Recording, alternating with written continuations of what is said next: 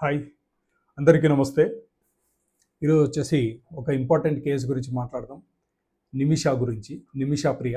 తను కేరళకు సంబంధించిన అమ్మాయి. ఆహ్, ఈ వీడియోలోకి వెళ్ళడానికి ముందు ఒక చిన్న రిక్వెస్ట్ అండి. ఎవరైనా కొత్త వాళ్ళు వచ్చినట్లయితే ఆహ్, సబ్స్క్రైబ్ చేసుకోండి ప్రసాద్ టాక్స్‌ని. ఇలాంటి వీడియోస్‌ని మళ్ళీ మళ్ళీ మీరు చూడాలనిపిస్తే సబ్స్క్రైబ్ చేసుకోండి, లైక్ చేయండి, షేర్ చేయండి. మీకు ఏమైనా డౌట్స్ ఉంటే కమెంట్ ద్వారా తెలియజేయండి. So let's go to in topic. Nimisha Priya. అసలు స్టోరీ ఏంటంటే, నిమిషా ప్రియది కేరళ. ఆమె యెమెన్ దేశానికి వలస వెళ్ళారు. అంటే నర్సింగ్ చేసింది ఆమె.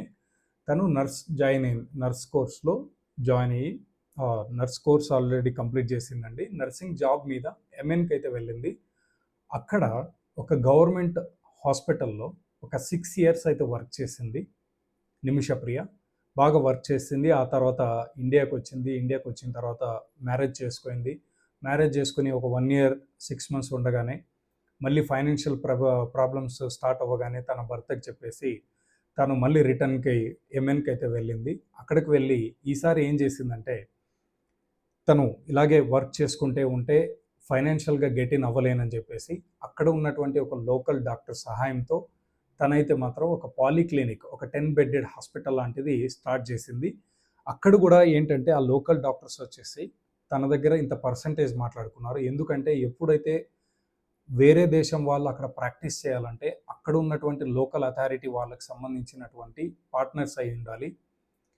అక్కడ గుర్తింపు పొంది ఉండాలి. కాబట్టి వాళ్ళ సహాయం తీసుకోయింది. అక్కడ ఉండేటువంటి ఒక డాక్టర్ సహాయం తీసేసుకొని తనైతే మాత్రం హాస్పిటల్ అయితే స్టార్ట్ చేసింది.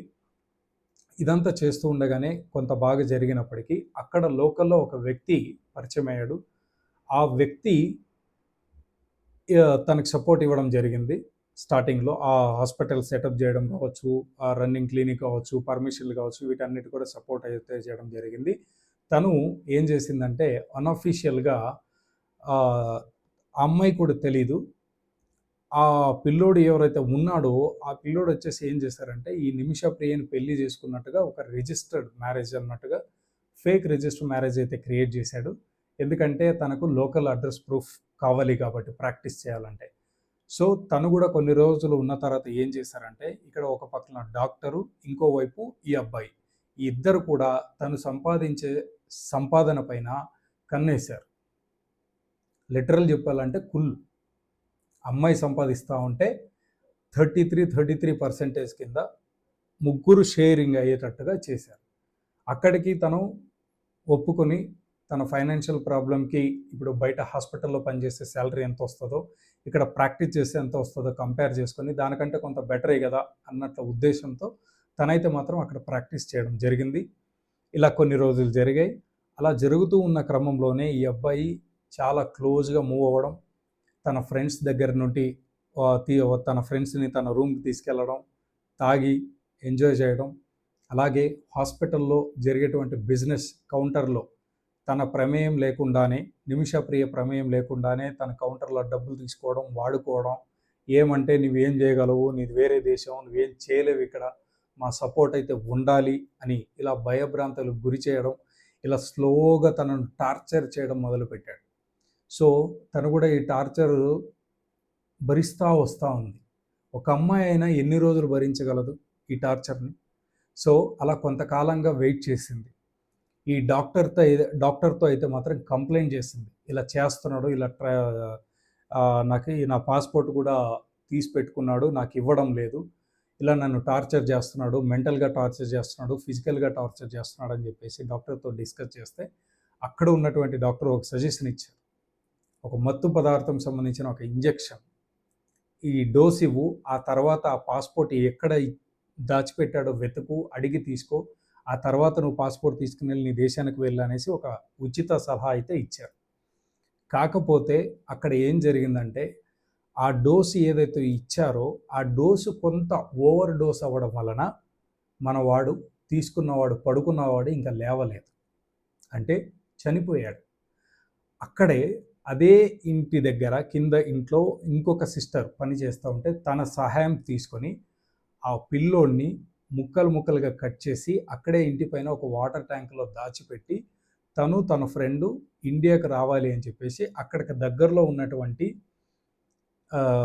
వేరే కంట్రీస్ అంటే యెమెన్‌కి చుట్టుపక్కల ఉన్నటువంటి యూరోప్ కంట్రీస్ ఏవైతే ఉన్నాయో గల్ఫ్ కంట్రీస్ అక్కడికి వెళ్ళి అక్కడి నుండి ఇండియాకి రావాలని చెప్పేసి తను ప్లాన్ చేసుకోయింది. తను ప్లాన్ చేసుకున్న క్రమంలోనే తను బార్డర్ దాటడానికి వెళ్ళి ట్రై చేసే టైంలో అక్కడ పోలీసులు అయితే ఈమెని పట్టుకున్నారన్నమాట. ఎందుకంటే పాస్‌పోర్ట్ లేదు కాబట్టి. ఎందుకంటే ఆ పిల్లోడు చెప్పకుండానే చనిపోయాడు కాబట్టి. ఆ పాస్‌పోర్ట్ అయితే లేదు. ఒక అమ్మాయి ఒక దేశం గాని దేశంలో వెళ్ళి అంత డేర్‌గా ప్రాక్టీస్ చేస్తూ అంత ధైర్యంగా బ్రతుకుతుంది అంటే హ్యాట్స్ ఆఫ్ చెప్పాలి. తను ఏ పరిస్థితిలో ఉంటే ఆ పని చేసి ఉంటుందో మనం అర్థం చేసుకోవాలి. సో, అక్కడ పోలీసులు పట్టుకొని తననైతే మాత్రం 2017లో అరెస్ట్ అయితే చేయడం జరిగింది. అప్పటి నుండి ఇప్పటి వరకు కూడా అక్కడ అరెస్ట్ చేసి జైల్లో బంధించారు. బట్ యెమెన్ దేశానికి మన దేశానికి ఎటువంటి రాకపోకడాలు లేవు. ఎలాంటి వాణిజ్య సంబంధాలు లేవు. ఎలాంటి లైక్ కనెక్షన్స్ కూడా లేవన్నమాట. సో, అక్కడ వాళ్ళు కోర్ట్‌లో వాదించేది కూడా అంతా కూడా ముస్లిం కంట్రీస్ కాబట్టి అక్కడంతా కూడా అరబ్ భాషలో వాళ్ళైతే ఆహ్, కోర్ట్‌లో మాట్లాడడం ఈమెకి ఏమాత్రం కూడా అర్థమయ్యేది కాదు. అసలు లాయర్‌ని పెట్టుకోవడానికి కూడా అవకాశం లేదు. సో, వాళ్ళ వాదింపులు ఒకే సైడే గానీ, ఈమె సైడు వినేటి వాళ్ళు ఎవరు లేరు. సో, రీసెంట్‌గా తనకు ఉరిశిక్ష అయితే మాత్రం కన్ఫర్మ్ చేశారు ఆ దేశం వాళ్ళు. బట్ మన ఇండియా నుండి కొందరు వ్యక్తులు, కొంతమంది మత పెద్దలు వీళ్ళందరూ కూడా కలిసి ఆ ఉరిశిక్షనైతే ప్రస్తుతానికి పోస్ట్‌పోన్ అయితే చేయడం జరిగింది. బట్ తన సెల్ఫ్ డిఫెన్స్ కోసం అంటే సెల్ఫ్ ప్రొటెక్షన్ కోసం ఈ హత్య చేయబడిందే కానీ ఇంటెన్షనల్‌గా అయితే మాత్రం తను చేయలేదు. సో, మన వాళ్ళందరూ కూడా కొంత సపోర్ట్ చేసి తనను బయటికి తీసుకురావాలని మనస్ఫూర్తిగా కోరుకుంటుంది ప్రతి భారతీయుడు. అలాగే రీసెంట్‌గా కేఏ పాల్ గారు ఒక స్టేట్మెంట్ ఇచ్చారు. నేను యెమెన్ దేశంలో ఉన్నాను. నేను మత పెద్దలతో మాట్లాడినాను. ఇక ఉరిశిక్ష రద్దయినట్టే. సూన్ నిమిషా ప్రియని నేను ఇండియాకి తీసుకొని వస్తానని అయితే మాత్రం వీడియో అయితే రిలీజ్ చేశారు. బట్ అది ఎంతవరకు కరెక్ట్ అనేది మనకి ఇంతవరకు తెలీదు. అందరూ కూడా వెయిట్ చేద్దాం. I hope Nimisha Priya will come soon India. తను సేఫ్‌గా ఇండియాకి వస్తదని మనస్ఫూర్తిగా కోరుకుంటున్నాం. యెమెన్ దేశం వాళ్ళు తనను మరణ శిక్షని నిర్వించుకుంటారని తనను క్షమించి ప్రాణభిక్ష పెట్టి ఇండియాకు పంపిస్తారని నేను మనస్ఫూర్తిగా కోరుకుంటున్నా. మీరు కూడా అందరూ కోరుకోండి. నిమిష ప్రియ తను తప్పు చేయలేదు. తను సెల్ఫ్ ప్రొటెక్షన్ కోసం మాత్రమే అలా చేసింది. అది కూడా ఇంటెన్షనల్‌గా తను మర్డర్ చేయలేదు. చంపాలని కూడా చేయలేదు. తను పాస్‌పోర్ట్ తీసుకోవాలనే ప్రయత్నంలో ఈ విధంగా చేయడం ద్వారా అలా జరిగిపోయింది. సో, మీరందరూ ఏమనుకుంటున్నారో కమెంట్ ద్వారా తెలియజేయండి. ఇలాంటి వీడియోస్ మళ్ళీ మళ్ళీ మీకు రావాలనుకుంటే please subscribe, like, share Prasad talks. Subscribe చేసుకోవచ్చు కదబ్బా. Thank you so much.